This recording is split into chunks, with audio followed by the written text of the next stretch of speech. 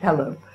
Well, I thought we'd have some fun after all the serious videos I've been making recently. By the way, this is coffee. Whatever comments I get about English women drinking coffee.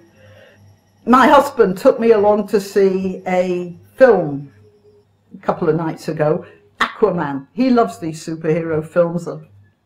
I'm not well disposed to them the best of times, but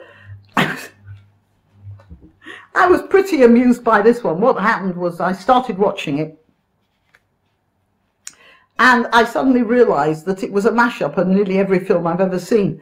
And so, look, I'm going to go through the whole film. So if you haven't seen it, maybe you don't want to watch this.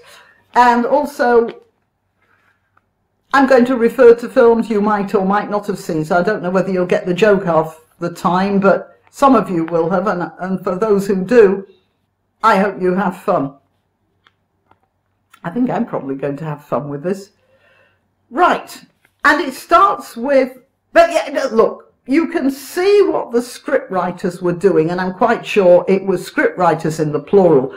You know that joke about a camel being a horse designed by a committee? Well, that's what this script looked like. So it looked to me like what happened was that you got these script writers and they were saying, well, we could do this like X, but we'll change it so it doesn't look quite the same. So it starts with the beginning of Star Wars. Only in the beginning of Star Wars, you have a small ship pursued by a gigantic ship. In this one, you have a Russian submarine, a fair size, pursued by a little pirate submersible of some sort. Now, does this make it different? No, it doesn't. And it starts with a Russian submarine being overpowered by about, you know, a gang of, I don't know what, 5, fewer than 10 pirates anyway. Of course, the Russian Navy is no good at all and can't handle pirates. And then the big pirate turns up. Now, apparently it's a mom and pop enterprise, this pirate thing. Well, father and son anyway.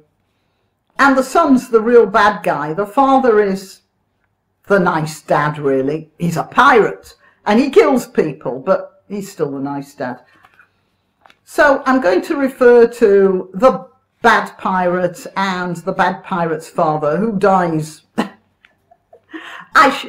within that first scene. And you know what? I think that was probably a contractual obligation. This actor managed to get in the film and then get out really quickly and didn't have to suffer through all the rest of it. And good for him. Poor old Willem Dafoe had to keep on all the way through that blasted film. I hope they paid him enough. So anyway, there's the Darth Vader scene where the bad pirate comes in, just like that scene in the beginning of Star Wars. And then there's a fight, which is, as far as I remember, between Pirate Dad and Aquaman. But, you know, my memories of this film aren't very clear because it was just an amorphous chase and series of set-piece fights. And a lot of special effects, some of which were very good, by the way. But that doesn't make it memorable. It makes it a reasonable experience at the time. But you know what? By the end of the film, I was really bored. Okay, but the second thing, and the thing that impelled me to take out my notebook and started noting down which film I thought this was from, was when Pirate Dad is in a fight with Aquaman, and then he's got Aquaman on the floor and he's just about to kill him when he pauses to say, I've waited a long time for this, and then Aquaman has recovered enough to spear him. Well, good, bad and the ugly. Good, the bad and the ugly, isn't it? And I just started to giggle at that point, and that's when I got my bag and started taking the notes. Right, And then I've written down here Excalibur. Oh, but before we get to that, I've written down Karate Kid, because there are a few scenes where Willem Dafoe is the master who teaches the kid how to use underwater weaponry of some sort. It's all very spiritual. So there's Karate Kid. Then I say here, entrance to cave, Tron. Yeah, there's a few Tron type scenes in there. And I've got jellyfish, psychedelic jellyfish, which reminded me of the Valerian and the 1000 Planet film, which I didn't like that much. They go and meet Willem Dafoe, the princess, and Aquaman meet in a wrecked boat. Pirates of the Caribbean, in fact, it looked like one of their old sets. Probably was, they're both Disney films. Quest for the Trident, Excalibur, Legend of, oh yes, Legend of the Trident. And I've written down here, poor Willem Dafoe delivering those lines. They were delivered with such wooden boredom. My assumption is that was about the 50th take, and he just dissolved into laughter while delivering those lines the first 49 times, and so he just switched his brain off and managed to get through it without cracking a smile. Then I noted down lobster costumes. Oh, I've written here Cybercop, place you under arrest. So there must have been something that reminded me of RoboCop in the scene where I think Aquaman is arrested. Brothers meeting, 10 Commandments. Yeah, there's a scene where they meet. It's just absolutely the 10 Commandments. And this film owes a lot to the 10 Commandments, by the way. There's a lot of Cecil B. DeMille in this. In fact, my theory is that they made the 10 Commandments, added some other films in as well. But they did it for kids who they wouldn't know the Bible, so wouldn't know about the 10 Commandments film anyway.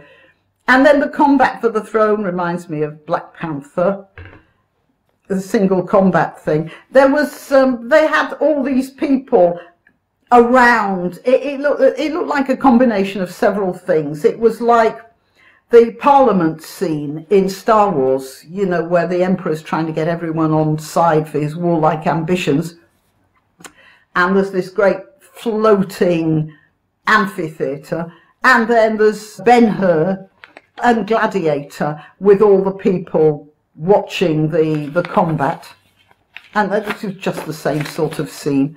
And, costuming. Interestingly enough, the men's costumes were a little excessive, but they were interesting. The women's costumes were very unimaginative, except when they were dressed like men, with arses. And they were very fetching, those skin-tight costumes, but in general, when they were dressed, you know, all dressed up for, like you might call, formal occasions, it was just extremely derivative. There was a formal occasion where the red-haired princess, whose name I don't remember, was wearing a sort of jellyfish costume with like a high collar made out of jellyfish and a sort of swirly skirt made out of jellyfish. And it was very nice, but it did look like the Dune princess costume. You remember the Emperor's daughter, who the hero marries, but intends never to consummate the marriage because he's got a girlfriend and he just married her, this poor girl, to get his own back on the Harkonnen family. Anyway, then there's a fight between the two brothers, which is in the water, but it's as if they're flying, and it looks just like a game of Quidditch. I think they probably took notes from that. And then Aquaman flees, and there's like a sort of Star Wars chase through the sea obstacles, but it looks a lot like space obstacles, which ends in a 2001 wormhole scene. And they end up in a whale, hiding in a whale, and that's another biblical reference. I think they probably decided that not enough kids know about these stories, so they can use them and look like they're being original. There was a sand dune scene, which looked like something I remember from Tatooine. And then they fell into a whole voyage to the journey to the middle of the earth, or whatever it's called. And then you're straight into Indiana Jones territory. They go into a sort of huge underground cavern and drop into a sort of Aladdin scene. There's this, well, a mixture of Aladdin and Indiana Jones. There's this great big like altar thing with, it looks like a clock mechanism with gears, and they have an object that acts as a key, and they put it in, and it starts the gears going eventually, which is just straight out of Indiana Jones and Superman. You know that bit in Superman where he puts these icicles into the machine and it starts a hologram which tells him what to do. Well, that's exactly what happens here. And it reminds me of Indiana Jones, again, and Indiana Jones and the Last Crusade. Oh, and I think I looked at my phone to find the time at this point, because I've written down here, oh God, oh.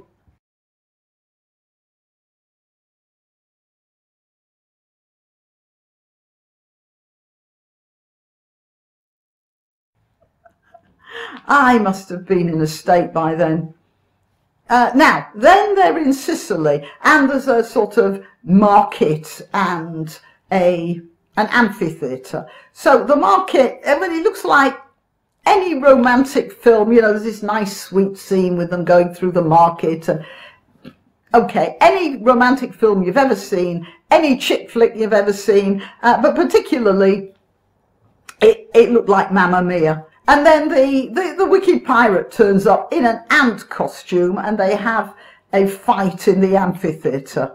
And I have a note here, Princess Leia capture in amphitheatre. So obviously the evil pirates, the henchmen, try to march her off, like, just like, it reminded me of the Princess Leia scene where she's arrested.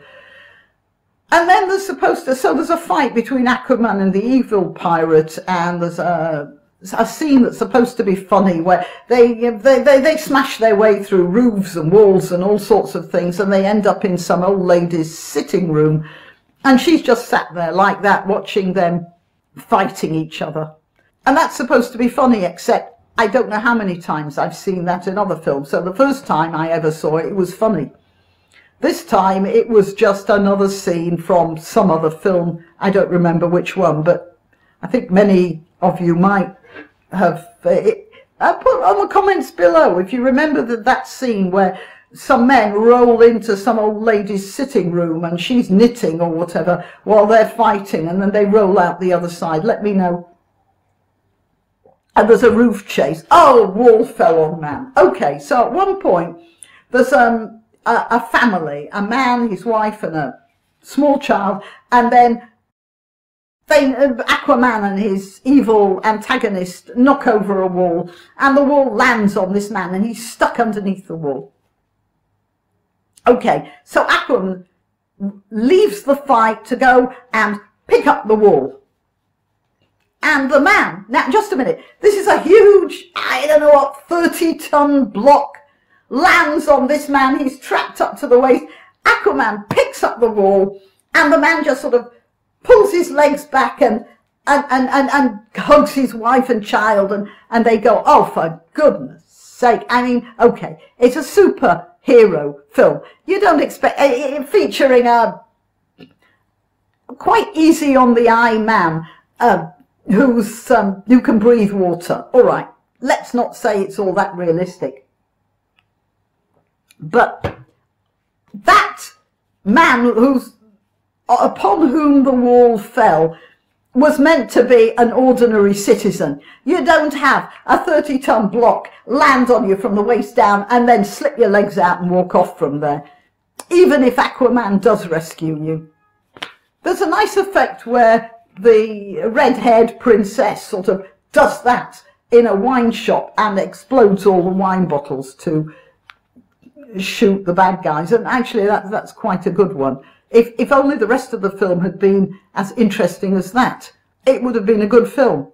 Okay, and then now the bad guy finally gets bowled by Aquaman down a what, 200-foot cliff, and you see him going bang, bang, bang, bang, bang. Now, I have to spoil this. He doesn't die. But at that point, you're made to think that he does. But this is very typical of the whole film. Nobody that you can have any sort of a human connection with dies, except for the pirate's father, which is there as a sort of plot driver. The point is that it's a very clean death. He goes down, he falls over the cliff, and that's it. You don't see any messy, actual Aquaman killing anyone. In fact, Aquaman doesn't actually kill anyone. Even the pirate's father doesn't get killed by Aquaman directly. He dies as a result of Aquaman not rescuing him.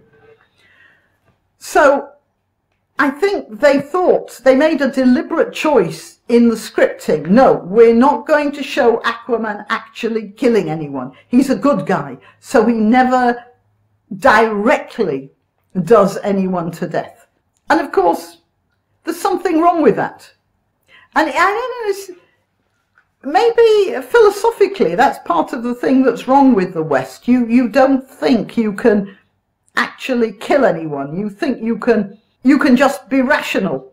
Anyway, yeah, that's something I can think about for later on. So they get onto a boat, the Aquaman and his princess bride, and you've got an African queen scene before it turns into a perfect storm scene, and then into a Pirates of the Caribbean scene, because at some point the ship is besieged by sea monsters, and you can imagine the script conference there as well. Well, we'll make the creatures really frightening. What's the most frightening thing? Well, Alien. That was a really frightening monster. But everybody's used to Alien now. Let's do something else. Well, we'll make them skeletal, so they look like something out of Pirates from the Caribbean. Pirates of the Caribbean. So they'll be skeletal alien.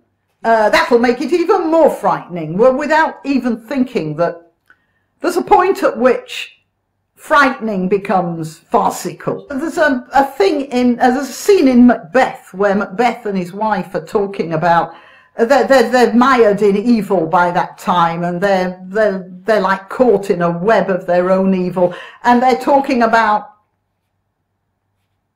things knocking at them, or I don't remember exactly what they're saying, but it's something to do with knocking, of things turning up, and then they leave the stage, and you hear a knocking at the door, and there's this bad-tempered gatekeeper who shambles on going, knock, knock, knock, knock, and that's exactly what Shakespeare intended, you know, there was this terrible tension between Macbeth and his wife, and then suddenly the whole thing's undercut by this gatekeeper, and he did that deliberately. I don't think these people were doing that deliberately. They were just trying to make things as bad as possible. Couldn't even inject enough humour to provide a decent contrast. All right. Now, there's a very good scene here, by the way, where these aliens, I'm going to call them the aliens, as sea creatures, as sea monsters of some sort, they're chasing the Aquaman, and the red-haired princess jump off the boat and dive down, and then these creatures are after them. There's a very good effect there. It's really, aesthetically, it's very nice. Credit where credit's due. And then there's a scene here, like Jason and the Argonauts, you know, the scene where he has to get the Gorgon's head. And this monster looks a lot like the Gorgon, the sort of serpentine thing. But again, Aquaman doesn't kill this monster. He just talks her into going away. And then there's a scene that looks a lot like the Roddy McDowall Thief of Baghdad, where he has to go through a sort of test, and he hasn't got to be distracted by things that are supposed to be taking him off the track. That happens to Roddy McDowall in The Thief of Baghdad. then it ends with him getting the trident, with Aquaman getting the trident, and the old knight, or whatever, the thing that looks like an old knight, who is holding the trident, just dissolves into dust, which is straight out of Indiana Jones and the Last Crusade. And then it turns into the Ten Commandments. The two women, red-haired princess and... Oh, I forgot. I missed that note. Yeah. When they arrive on the island where the trident is, I don't remember exactly why, but the red-haired princess ends up in need of being rescued. And she is rescued by what at first looks like a strange creature. But as soon as this strange creature comes onto the scene, I turned to my husband and I said, "Mummy!" Because it was quite obvious it was going to be his mother, Aquaman's mother. And indeed it was. I mean, there wasn't even a surprise in that. So, Aquaman goes in through the waterfall into this strange world, gets the trident, the two women are waiting outside for him, and then he goes in looking like, you know, fairly ordinary Aquaman, and comes out with light shining on the water, wearing a gold fish scale suit of mail, and just radiating. And it's just like the Ten Commandments. You can see they must have been sitting there watching that film, taking notes. Yeah, because when Moses comes down from the mountain with the tablets of the law, I think there's light coming out of his face, isn't there? Okay, so I have here Star Wars spaceship, Star Wars battle fleet. I was writing this in the dark, so some of the writing's not that clear.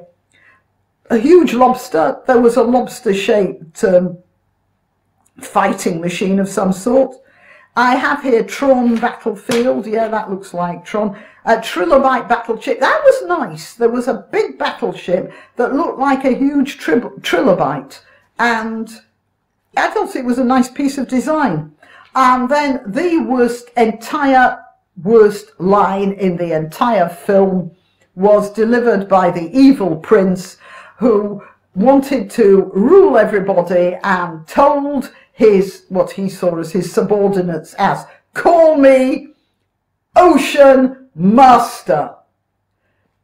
I hope they paid him enough for that line, because that'll probably pursue him to the ends of his life. Now, what else do I have here? Big lava sea monster. That's not bad, but I have this horrible feeling that I've seen that before as well. Now, there's a passionate clasp just before the big final battle between Aquaman and Red-Haired Princess. And I thought, well, Charlton Heston didn't do that. But it did remind me, they were in the water at the time, so they were floating while they were doing this passionate clasp. And it reminded me of a science fiction story I once read. I don't remember anything else about the story, but this single comment that the narrator said, that sex in a low gravity environment isn't as good as it sounds. Anyway, so that's what that scene reminded me of. I'm not sure that they were actually referencing that, though. There was a bit where the hero, Aquaman, jumps onto some sort of a sea dragon, and that's straight out of Avatar, you know, has a fast ride, and there's an airplane fight. Oh no, there's a fight in front of what looks like a lot of airplane propellers, which reminded me of an Indiana Jones scene, and there's a very Freudian end to the fight when Aquaman breaks the evil prince's trident, his staff. Very Freudian. Okay, and then Mum comes back on dressed as Princess Leia. Basically, as I said, the costuming was derivative for the women. It seems like they had a lot of fun with the armour, but they just lost imagination when it came to the women. And it says here, Willem Dafoe looks surprised. Yeah, he sees the mother and he looks surprised. He really did look acting surprised. And then there was a psychological pep talk, a deep psychological pep talk between the mother and her evil son, and Aquaman's last words to his brother as he's walked off under arrest is, hey, let's talk. Because you see, Aquaman still ends up talking people out of being bad instead of slapping them down. And then there's a big speech, hail to the king, a Disney ending. And, oh yeah, Aquaman says at the end, what do I do now? Because he suddenly found himself king. And that reminded me of a film called The Candidate with Robert Redford, which was actually a very sarcastic film about a young man who had no political intentions, but was sort of inveigled into becoming a senatorial candidate by a political machine. And he's this advisor sort of propels him through the whole campaign. And much to his surprise, much to the Robert Redford surprise, he actually wins. And he turns to his political advisor at the end of the film and says, well, what do I do now? Anyway, that's what this reminded me of, and it wouldn't surprise me if they'd lifted that line as well. Now, oh yeah, and I have here, sandworm comes out of the sea. Obviously, some creature comes out of the sea, and it reminds me of one of the sandworms coming out of the dune.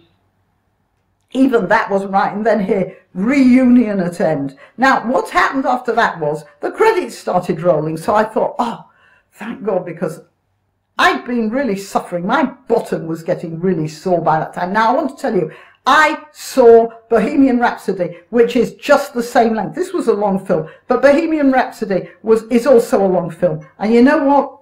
It wasn't as long for all its time. I didn't feel anything. I was just swept up in that marvellous film. It was just brilliantly done. But this one, from halfway through, well, from before halfway through, all I could think about was how uncomfortable I was in that scene. Anyway, the film, the credits started rolling. I got up. I was rather surprised the lights hadn't come on, but we went out. And then I discovered afterwards that there was a scene after the credits in which the evil pirate had survived the fall. Yeah, there's absolutely no way he would have survived that fall if he was human, and he's supposed to have been human. But he survived the fall, which gives them another lead-in to the next Aquaman film, which I won't be seeing. I've spent a lot of time on this video, 31 minutes according to this. I am going to try cutting it down. I'm not going to be able to get it down to the 15 minutes that would be required to put it on Minds. But even so, 31 minutes is a bit long, so I'm going to have to chop this up a bit. I don't want to leave it too long. Okay, well, that was Aquaman. Cheers.